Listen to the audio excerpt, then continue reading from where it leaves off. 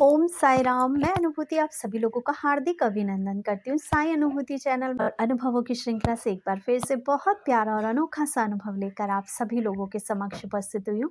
लेकिन उससे पहले चलिए सभी लोग मिलकर बाबा के नाम का जयकारा लगाते हैं।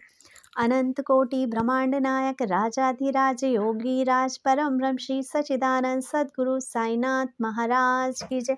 ओम साई राम।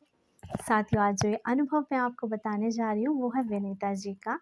विनीता जी ने मुझे जब ये अनुभव बताया तो इन्होंने कहा कि दीदी, अनुभव मेरा बहुत छोटा है लेकिन हाँ, अनुभव बहुत प्यारा है, तो क्या मैं आपके साथ शेयर करूँ? तो मैंने कहा कि कोई भी अनुभव, बाबा की कोई भी अनुभूति ना तो छोटी होती है और ना बड़ी होती है। अनुभूति तो बस अनुभूति होती है जो दिल को छू चुकी होती है। अनुभूति तो वो एक एहसास होता है जो उस पल को याद दिलाता है कि जब बाबा ने हम पे अपनी असीम कृपा बरसाई थी और हमें अपनी मुश्किल से निकाल दिया था। तो चलिए शुरू करते हैं प्यारी सी अनुभूति। विनीता जी बताती हैं कि दीदी, मैं गांव देहात से बिलोंग करती हूँ, इसलिए हमारा खेती बाड़ी का काम है। खेती बाड़ी का काम होने की वजह से हम अपने घर में गाय भैंस भी रखते हैं। ये कहती हैं कि दीदी, हमारी ना एक गाय ब्याहने वाली थी, और लेकिन जब उसका टाइम आया और जिस दिन वो ब्याहने वाली थी, यानी उसके बेबी होने वाला था, उस दिन वो बहुत तकलीफ में थी और ऐसा लग रहा था कि गाय नहीं बचेगी। ये कहती है दीदी, हम सब लोग घबरा गए क्योंकि कहीं ना कहीं अगर गाय को कुछ हो जाएगा या उसके बछड़े को कुछ हो जाएगा तो हमारा तो बहुत नुकसान भी हो जाएगा, और इतना नुकसान हमारे लिए सहन करना थोड़ा मुश्किल था। ये कहती है दीदी, मुझे एकदम से याद आया बादशाहपुर वाले बाबा के बारे में, और मैंने बादशाहपुर वाले बाबा को दिल से आवाज़ लगाई, बाबा इतने लोगों के काम बनाते हो तो प्लीज़ आ जाओ, मेरी इस गाय की तकलीफ़ को भी दूर करो। ये कहती है दीदी, मैंने जब बाबा का नाम लिया, पता है, जो मेरी गाय ब्याहने वाली थी उसकी तकलीफ़ दूर हुई और बहुत प्यारे से बछड़े को उसने जन्म दिया। ये कहते हैं कि दीदी, मैं लाख लाख शुक्राना करती हूँ बादशाहपुर वाले बाबा का, जिनका नाम लेकर पुकारने से वो मेरी गाय की तकलीफ़ दूर करने के लिए आ गए और हमें इतने बड़े नुकसान से बचा दिया, जिसको सहन करना हमारे लिए थोड़ा पॉसिबल नहीं था। इनका ये अनुभव सुन के सच में दिल में एक, जिसे बोलते हैं ना, ऐसा पेंच हुआ कि देखो ना, बाबा कण कण में समाये हैं। बाबा हर पल हर क्षण अपने किसी न किसी भक्त की रक्षा करने हेतु पहुंचते हैं। एक बार दिल से पुकारो कि हे साईनाथ, आ जाओ हमारे समक्ष, हम इस समस्या से जूझ रहे हैं, बाबा दूर कर दो ना। अपने मन में डामाडोल की स्थिति मत लाओ, अविश्वास मत लाओ, क्योंकि विश्वास चमत्कारों की जननी है। यदि चमत्कार देखना चाहते हो, बाबा की लीलाएं देखना चाहते हो, तो विश्वास करो कि जो बाबा शिरडी में विराजमान हैं वो दौड़े भागे चले आते हैं।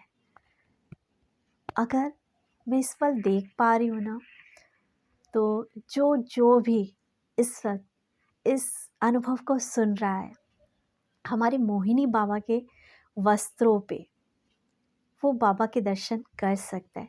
और इस साइड पे और ये इधर की तरफ पे आप देखोगे तो बाबा का फेस दिख रहा है। मे भी शायद मुझे दिख रहा है, हो सकता है आप लोगों को भी दिख रहा हो। जिसको भी यदि बाबा का फेस नज़र आ रहा है मोहिनी बाबा के वस्त्रों पे इस टाइम पर, तो वो ज़रूर मुझे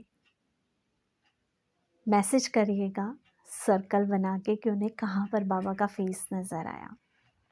इसके अलावा मैं विनीता जी आपको बहुत बहुत धन्यवाद देना चाहती हूँ, इतना प्यारा अनुभव हमारे साथ शेयर करने के लिए। ऐसे बहुत सारे लोग हैं जिनके पास अनुभूतियाँ तो बहुत हैं बाबा की बताने के लिए। लक्ष्मी कृपा प्राप्ति मंदिर से लोगों को लाभ हो रहे हैं, लेकिन वो मुझे एक लाइन में ये लिख के भेज रहे हैं कि दीदी, आपका जो लक्ष्मी कृपा प्राप्ति मंत्र है ना, वो वाकई ही कमाल का है। ये लक्ष्मी कृपा प्राप्ति मंत्र मेरा नहीं है, ये लक्ष्मी कृपा प्राप्ति मंत्र हमारी साईं माँ का है। हमारी साईं जो लक्ष्मी भी हैं हमारे लिए, कृष्ण भी हैं, कान्हा भी हैं, राम भी हैं, हनुमान भी हैं। हम हर रूप में अपने बाबा को देखते हैं और या हर भगवान में हम अपने बाबा को ढूंढते हैं। और ऐसा तो सबके साथ होता है ना, जो कान्हा को मानता है उन्हें हर भगवान में कान्हा नज़र आते हैं, जो राम को मानता है उन्हें हर भगवान में राम ही नज़र आते हैं। वो जिस भी भगवान के आगे सर झुकाते हैं वो राम बोलते होंगे, वो राधा बोलते होंगे, वो कृष्ण बोलते होंगे। तो हमारी यदि हम साईं राम बोलते हैं तो बहुत सारे लोगों को तकलीफ़ क्यों होती है? यदि हमारे मुँह से सिर्फ़ साईं राम निकलता है तो लोगों को तकलीफ़ क्यों होती है? हमारे साईं हैं ही ऐसे कि हमने इन्हें प्यार से नमस्कार कर दिया। कोई कर्म कांड, कोई 56 भोग नहीं लगाया हमने इन्हें, लेकिन फिर भी ये दौड़े भागे शिरडी से चले आए हमारी रक्षा करने हेतु, हमारा साथ देने हेतु। तो क्यों ना गुणगान करें हम ऐसे साईं का, जो हमारे कण-कण में समाया है।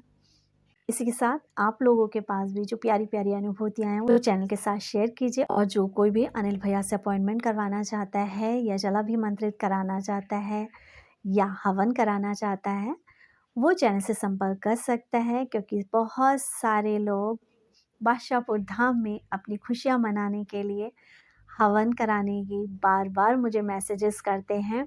तो बस इसीलिए मैं आप लोगों को आजकल यही इन्फॉर्म कर रही हूँ कि यदि आप लोग हवन कराना चाहते हैं, क्योंकि बीच में हमने हवन करना रोक दिया था क्योंकि मंदिर का कंस्ट्रक्शन चल रहा था। तो यदि अब आप लोग कराना चाहते हैं तो आप अपना जो है व्हाट्सएप पे नाम शेयर कर सकते हैं, अपनी डेट शेयर कर सकते हैं कि आपको कब हवन कराना है।